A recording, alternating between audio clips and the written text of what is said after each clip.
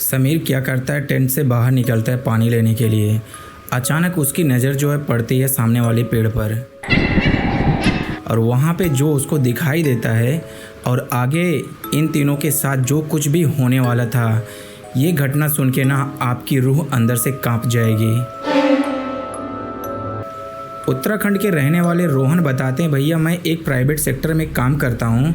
हालांकि उन्होंने मना किया कि कंपनी का नाम आप मत लीजिएगा और प्लेस का नाम मत लीजिएगा, आप पूरी स्टोरी कवर कर लीजिए, कोई दिक्कत नहीं है। हमारा नाम भी रियल ले लीजिए, कोई दिक्कत नहीं है, बट आप प्लेस का नाम और कंपनी का नाम मत लीजिएगा। मैं बोला ठीक है। ये कहानी एकदम रियल है, रियल स्टोरी पे बेस है। ऐसा नहीं है कि मैं अपनी तरफ से बना के आप लोगों को सुना रहा हूँ। होता क्या है, रोहन एक प्राइवेट सेक्टर में काम कर रहे होते हैं। वहाँ पे इनके दो दोस्त और काम करते हैं। एक का नाम रहता है अर्जुन और एक का नाम रहता है समीर। ये तीनों बहुत ही अच्छे दोस्त रहते हैं, हमेशा एक साथ ऑफिस आते हैं, एक साथ ऑफिस से जाते हैं, कहीं घूमने का प्लान होता है ये लोग हमेशा साथ में जाते हैं। बहुत ही बेस्ट फ्रेंड होते हैं ये लोग। तो एक दिन ऐसे ये लोग बैठ के लंच कर रहे होते हैं कैंटीन में। तो समीर बोलता है, भाई काफ़ी टाइम हो गया हम कहीं घूमने नहीं गए हैं, इस बार क्या करते हैं ना, कहीं पहाड़ों पे चल के कैंपिंग करते हैं, मज़ा आएगा यार। तो तीनों बोलते हैं ठीक है भाई, नेक्स्ट टू नेक्स्ट वीकेंड का प्लान बनाते हैं, तब तक थोड़ा बहुत जो वर्क पेंडिंग में पड़ा है वो कवर कर लेंगे और कुछ सामानें भी ख़रीदने पड़ेंगे कैंपिंग के लिए, वो भी हम ले लेंगे जाके। ये लोग जाते हैं मार्केट से सारा सामान ले लेते हैं। फिर आता है कैंपिंग वाली डेट। ये लोग फ्राइडे को क्या करते हैं, ऑफिस में हाफ़ टाइम के बाद छुट्टी ले लेते हैं और ये लोग घर आ जाते हैं। सब पैकिंग वगैरह करके पूरी तरह से रेडी हो जाते हैं कि कल के लिए हमें निकलना है।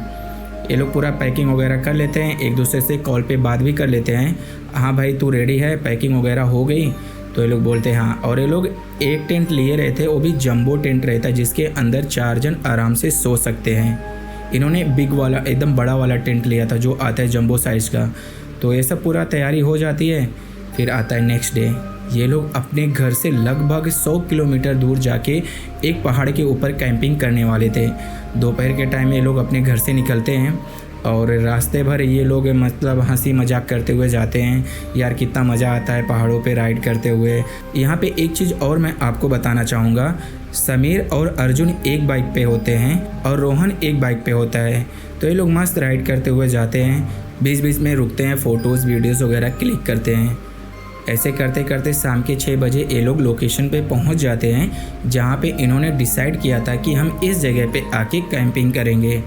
तो ये लोग जाते हैं, अपना टेंट वगैरह लगाते हैं और बोन फायर वगैरह लगा के मस्त बैठते हैं। थोड़ा टाइम ये लोग बातें वगैरह करते हैं। ऐसे ऐसे रात के 8 बज जाता है।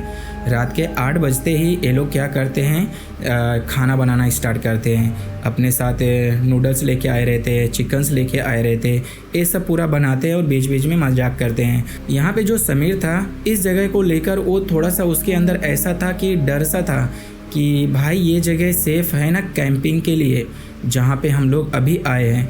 ये अंदर से इसको ऐसे आवाज़ आ रही थी कि मतलब ये जगह सही नहीं है।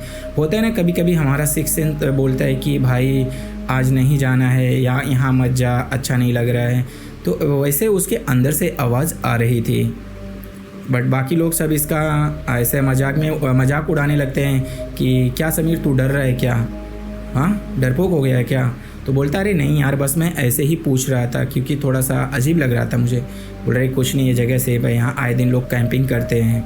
बट जो आए दिन लोग कैंपिंग करते थे उनका 10 से 15 जन का ग्रुप होता था, साथ में टूर गाइड होता था और वहाँ के 1-2 जन लोकल भी हुआ करते थे। तो मतलब 20 से 22 जन का पूरा ग्रुप ही रहता था, वहाँ पे रुक के कैंपिंग करता था। और ये लोग कितने जन थे? 3 लोग गए थे कैंपिंग करने के लिए। तो रात को ये लोग खाना वगैरह बनाते बनाते इनको 10 साढ़े 10 बज जाता है। खाना वाना बनाने के बाद ये लोग खाते हैं, थोड़ा टाइम ऐसा आग के सामने बैठ के बातें वगैरह करते हैं। रात के बज जाते हैं 11:30। फिर ये लोग डिसाइड करते हैं यार भाई रात काफ़ी हो चुकी है और हमने इतना ड्राइव भी किया है, चलो चल के थोड़ा आराम करते हैं टेंट के अंदर। तो ये लोग जाते हैं टेंट के अंदर लेटते हैं। इनका टेंट ऐसा था कि ऊपर वाला जो ऐसा कपड़ा था ना, वहाँ पे जिप लगा था। अगर आप जिप खोल दोगे तो नेट का ऐसे लगा था कि हवा अंदर बाहर की पास हो सके। आजकल के टेंट में ऐसा मतलब सिस्टम होके आता है कि मतलब वो जिप ओपन कर दोगे तो बाहर की चीज़ें आप आसानी से देख सकते हो। एक तरह से मच्छरदानी की तरह लगा होता है, और उसको बंद कर दोगे तो पूरा फुल पैक हो जाएगा। तो ये लोग वो खोल के बैठ के मस्त आराम से लेट के बातें करते हैं। तभी अचानक से इनको मतलब दूर कहीं से किसी की रोने की आवाज़ आती है, बट यहाँ पे केवल एक ही इंसान सुन पाता है वो आवाज़, समीर। ये बोलता है भाई किसी के रोने की आवाज़ आ रही है, आप लोग को क्या सुनाई दे रहा है? तो ये लोग ऐसे थोड़ा टाइम शांत होकर सुनते हैं। तो बाकी लोग बोलते हैं नहीं भाई हमें तो कोई आवाज़ नहीं सुनाई दे रही है। लेकिन यहाँ पे समीर थोड़ा टाइम बाद वापस से सेम चीज़ रिपीट करता है, भाई अभी मैंने फिर सुना किसी की रोने की आवाज़। तो बाकी लोग बोलते हैं भाई तू जब से यहाँ पे आया ना तू डर रहा है। समीर बोलता है नहीं भाई मुझे एकदम क्लियर सुनाई दे रही है, कोई औरत बहुत ज़ोर ज़ोर से चिल्ला रही है। ये लोग वापस से इसका मजाक उड़ाने लगते हैं। थोड़ा टाइम ऐसे हंसी मजाक चलता है तो समीर भी थोड़ा नॉर्मल होता है, फिर बोलता है यार छोड़ मेरा वहम होगा। फिर कुछ टाइम बाद ऐसे हंसी मजाक करने के बाद जो रोहन रहता है बोलता है कि मैं बाहर वॉशरूम करके आता हूँ। बाकी दोस्त भी बोलते हैं भाई तू अकेले मत जा, हम लोग भी आ जाते हैं, हम लोग भी वॉशरूम कर लेंगे, उसके बाद सोना ही तो फिर रात में कौन उठ के जाएगा यार ये जंगल और पहाड़ी एरिया पे। तो तीनों जाते हैं टेंट के साइड में यूरिनेट करके आ जाते हैं। उसके थोड़ा टाइम बाद वापस से समीर को वही आवाज़ सुनाई देती है। बट यहाँ पे होता क्या है, ये इसके जो दोनों दोस्त थे अर्जुन और रोहन, ये दोनों सो जाते हैं, बट ये जग रहा होता है। तो ये क्या करता है कि वो सुनता है, फिर हल्का सा वो नेट खोल के देखता है, कुछ दिख तो नहीं रहा है ना। बाहर देखता है कुछ भी नहीं, एकदम शांत माहौल है। थोड़ा टाइम बाद इसको प्यास लगती है, तो टेंट के बाहर ही ये लोग पानी रखे रहते हैं। जाता है टेंट ओपन करता है, जिप ओपन करके जाता है पानी। जैसे ही बोतल ये उठाता है पानी का, सामने इसके पेड़ पे नज़र जाती है, और यहीं पे जो रहता है समीर एकदम पूरी तरह फ्रीज हो जाता है। ये देखता है कि पेड़ की जो पतली सी टहनी है उस पे एक औरत खड़ी है पूरा सफ़ेद कपड़ा पहन के, और उसके जो बाल हैं ना पूरे खुले हैं। ये ना आगे जा पाता है ना पीछे आ पाता है, ना इसकी आवाज़ निकलती है। इतना ज़्यादा ये डर जाता है, एकदम से वो फ्रीज हो जाता है जगह पे। थोड़ा ऐसे 5 से 10 सेकंड बीता ही रहता है कि वो औरत जो अभी तक पेड़ पे टहनी पे खड़ी थी अचानक इसके सामने खड़ी रहती है, और ये ज़ोर से चिल्लाता है और वहीं पे गिर जाता है। इसके जो दोनों दोस्त थे टेंट के अंदर सो रहे थे अर्जुन और रोहन, इसकी आवाज़ सुनकर अचानक से उनकी नींद टूटती है। ये टेंट के बाहर फास्ट भाग के आते हैं, देखते हैं समीर नीचे पड़ा है। इसको उठा के लाते हैं, फेस पे छींटा मारते हैं पानी का, फिर इसको होश आता है। ये बताता है कि भाई मैं जो बोल रहा था ना कि किसी के चिल्लाने की आवाज़ आ रही है, वो सच में मैं पानी लेने गया था और सामने पेड़ पे मुझे एक औरत दिखाई दी, एकदम पतली सी टहनी पे वहाँ पे खड़ी थी। 5-10 सेकंड में उसको देखा, मैं ना आगे जा पा रहा हूँ ना पीछे जा पा रहा हूँ, जगह पे ही मैं एकदम फ्रीज हो गया। अचानक से वो मेरे सामने खड़ी थी, उसके बाद मुझे कुछ भी याद नहीं है। फिर उसके बाद ये थोड़ा पानी वानी पी के नॉर्मल होता है, तो देखता है कि समीर के जो पीछे की साइड, यहाँ शोल्डर के पीछे की साइड जो शर्ट है हल्का सा उस पर स्क्रैच लगा रहता है। यहाँ पे रोहन बोलता है कि भाई ज़रा तू अपनी शर्ट ओपन कर। तो बोलता है क्या हुआ? बोलते तेरे शोल्डर पे ऐसा स्क्रैच टाइप का दिख रहा है हमें। ये समीर जो है शर्ट निकालता है तो पूरे नाखून के निशान रहते हैं।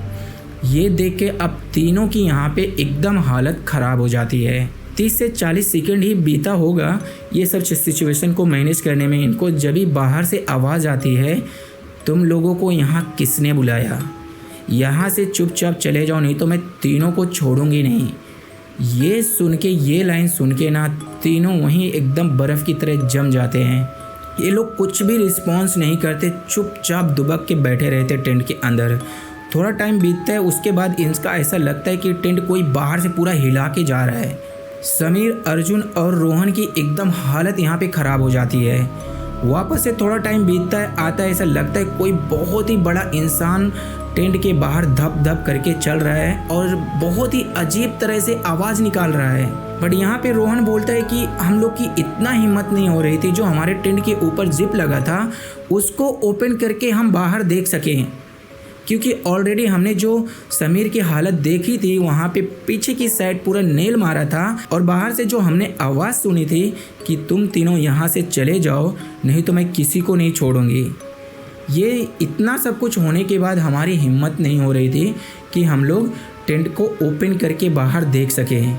मगर ये जो घटना थी ना, थोड़ा थोड़ा टाइम बाद और भी ज़्यादा डरावनी होती चली गई और लास्ट में हमें फाइनल वार्निंग आती है कि मैं लास्ट टाइम बोल रही हूँ तुम तीनों को, यहाँ से तुम लोग अभी के अभी खाली करके चले जाओ। ये लोग फिर एकदम दुबक के बैठे रहते, कुछ भी रिस्पॉन्स नहीं करते। 1-2 मिनट बीता ही होगा कि रोहन बोलता है, भाई यहाँ से निकलने में ही हम तीनों की भलाई है। अगर वहाँ से आवाज़ आ रही है, सामने वाला बोल रही है कि तुम तीनों यहाँ से जितना जल्दी हो सके चले जाओ, नहीं तो मैं छोड़ने वाली नहीं हूँ, तो हमें यहाँ से निकल जाना चाहिए। बट इन तीनों में से किसी की भी हिम्मत नहीं हो रही थी कि टेंट का जिप ओपन करके, चैन ओपन करके बाहर कदम रख सकें। बहुत ही मतलब हिम्मत जुटा के ये लोग तीनों एक साथ बाहर आते हैं, देखते हैं कहीं पे कुछ नहीं है, सब कुछ नॉर्मल है। फटाफट ये लोग टेंट वगैरह रैप कर रहे होते हैं, जब तक वापस से समीर की नज़र पेड़ पे जाती है। इस बार समीर देखता है कि जो पेड़ की टहनी पे वो औरत लास्ट टाइम खड़ी थी, वहाँ पे इस बार वो उल्टा खड़ी है। तो समीर एकदम फ्रीज हो जाता है, वो ऐसे झुका रहता है सामान लेने के लिए और नज़र उसकी सामने पेड़ पे रहती है, ये एकदम फ्रीज हो जाता है। और जो अर्जुन और रोहन थे, ये तीनों बोलते हैं, समीर चल, क्या हुआ? फिर ये ऐसे इशारा करता है। ये तीनों देखते हैं कि वहाँ पे एक सफ़ेद साड़ी पहन के औरत पेड़ पे उल्टा खड़ी है और बहुत ही बुरी तरह से इनको घूर रही है। ये देख के तीनों वहीं एकदम से जाम हो जाते हैं, इनके कदम आगे बढ़ते ही नहीं। उसके बाद वो औरत जो थी भी पेड़ पे उल्टी लटकी थी, उसी डायरेक्शन में, उसी उल्टी डायरेक्शन में इनके पास आती है। उसका जो बाल था पूरा ऐसे ज़मीन से घसीटाते हुए आके इनसे 4 हाथ दूरी पे रुक जाती है। रोहन बताते हैं कि भाई वो सिचुएशन जो हमारी थी, हमें ऐसा लग रहा था कि ये हमारा ज़िंदगी का आखिरी दिन है। अभी भी हम उसका फेस साफ साफ नहीं देख पा रहे थे जो हमारे सामने उल्टा आके खड़ी थी। रोहन बताते हैं उसके बाद जो हम लोग अपना सारा सामान छोड़ के, बाइक छोड़ के सब हम पैदल भागने लगते हैं रोड की साइड। मेन रोड पे पहुंचने वाले ही होते हैं कि जब तक देखते हैं वापस से वही औरत इस बार सामने से दौड़ते हुए हमारे साइड आ रही है और इस बार हम लोग उसका फेस एकदम क्लियर देख पा रहे थे। यहाँ से पूरा एक साइड का ऐसा पिचका हुआ था और एक आँख की जगह पे एकदम पूरा ब्लैक होल था, आँख उसकी दिख ही नहीं रही थी और ये यहाँ का आधा फेस पूरा पचका था और यहाँ से ऐसे 3-4 दांत बाहर थे और उसके जो पंजे थे ना पूरी तरह से उल्टे थे और सामान्य इंसान से कहीं ज़्यादा बड़े उसके पंजे थे। बोलते इतना कुछ देखने के बाद मुझे कुछ भी याद नहीं रहता, मैं वहीं पे गिर जाता हूँ। तब मैं पाता हूँ कि हमारे आसपास 8 से 10 लोग हमें घेर के खड़े हैं और उन्हीं में से एक रहते हैं बाबा और मेरे दोनों दोस्त समीर और अर्जुन भी बाजू में बैठे रहते हैं, एक टक ऐसे पब्लिक को देख रहे होते हैं। यही सब चल रहा होता है कि उनमें से एक आदमी पूछता है कि तुम लोग कहाँ से आए हो और यहाँ पे क्या करने आए थे? रोहन बोलते हैं कि हम लोग मतलब नीचे के साइड से आए हुए थे यहाँ पे कैंपिंग करने के लिए, बट हमारे साथ ऐसा कुछ हुआ है यहाँ पे कि हम उसको बता नहीं सकते। अभी भी हमारी शरीर पूरा अंदर से काँप रही है। तो जो बाबा रहते हैं थोड़ा सा बोलते हैं उनको पानी वानी पिलाने के लिए, सब लोग पानी पिलाते हैं, नॉर्मल होते हैं। उसके बाद लोग आराम से वो लोग बैठते हैं, फिर पूछते हैं कि अब बताओ तुम्हारे साथ हुआ क्या था वहाँ पे। तो वो सब पूरा मतलब सिचुएशन बताने लगते हैं, जो उनके साथ घटना घटी रहती है वो पूरी घटना एक्सप्लेन करके बताने लगते हैं। जो बाबा रहते हैं वो बाबा बताते हैं आज से कुछ साल पहले यहाँ से 10 किलोमीटर आप पहाड़ के नीचे जाओगे तो वहाँ पे एक औरत रोड के साइड में चलती हुई आ रही थी, किसी गाड़ी वाले ने उसे ठोक दिया था और उसकी ऑन द स्पॉट डेथ हो गई थी। वही आत्मा आज के टाइम पे ये पूरी जगह को हॉन्ट करती है और तुम पहले ऐसे नहीं हो जो तुम्हारे साथ ऐसी घटना घटी है। आए दिन ऐसी घटनाएं घटते रहती है जो यहाँ पे कैंपिंग करने के लिए रुकते हैं। तुम बहुत लकी हो कि तुम बच गए। बाबा देखते हैं रोहन और अर्जुन दोनों हाथ में कलावा पहने रहते हैं और जो समीर रहता है उसके हाथ में कुछ भी नहीं रहता। जब भी बाबा बोलते हैं कि समीर पे अटैक इसलिए हुआ है क्योंकि उसने अपने हाथ में कुछ भी नहीं पहना, तुम लोग उसके आसपास थे इसलिए वो उसको अपने साथ लेके जा नहीं पाई, नहीं तो अगर तुम में से कोई भी कलावा नहीं पहना होता तो तुम में से आज यहाँ पे कोई जिंदा नहीं मिलता। ये सुन के तीनों की एकदम हालत ख़राब हो जाती है। बाबा बहुत मतलब सिद्ध बाबा रहते हैं, वो मतलब ऐसे आंख बंद करके मंत्र पढ़ते हैं और बोलते हैं कि तुम्हें क्या लगता है वो तुम्हारा पीछा छोड़ दी है, अभी भी तुम्हारे आसपास वो भटक रही है और जब तक तुम लोग ये पूरा पहाड़ी एरिया पार करके नहीं चले जाओगे वो तुम्हारा पीछा नहीं छोड़ने वाली। बाबा क्या करते वापस से मंत्र का उच्चारण करते हुए तीनों के कलाई में कलावा बांधते हैं और बोलते हैं कि तुम लोग हनुमान चालीसा पढ़ते हुए यहाँ से जब तक नीचे नहीं उतर जाना तुम लोग हनुमान चालीसा बंद नहीं करना। भगवान को याद करते हुए यहाँ से नीचे तुम उतर जाओ, वो तुम्हारा पीछा छोड़ देगी और दोबारा ऐसी कभी गलती मत करना। रोहन बताते हैं कि भैया उसके बाद आज तक हमने कभी मतलब कैंपिंग के लिए गए ही नहीं और लेट नाइट हम ऐसे कहीं पहाड़ी एरिया पे जाने से अवॉइड करते हैं, बचते हैं। तो ये थी यार आज की कहानी। अगर आपके जानने में ऐसी कोई घटनाएं घटी हैं या आपके साथ ऐसी कोई घटना घटी है तो ये है हमारा इंस्टाग्राम आईडी, आप हमें यहाँ पे मैसेज कर सकते हैं, वॉइस नोट भेज सकते हैं। नेक्स्ट वीडियो जो रहेगी हम आपके द्वारा भेजी गई स्टोरी पे कवर करेंगे।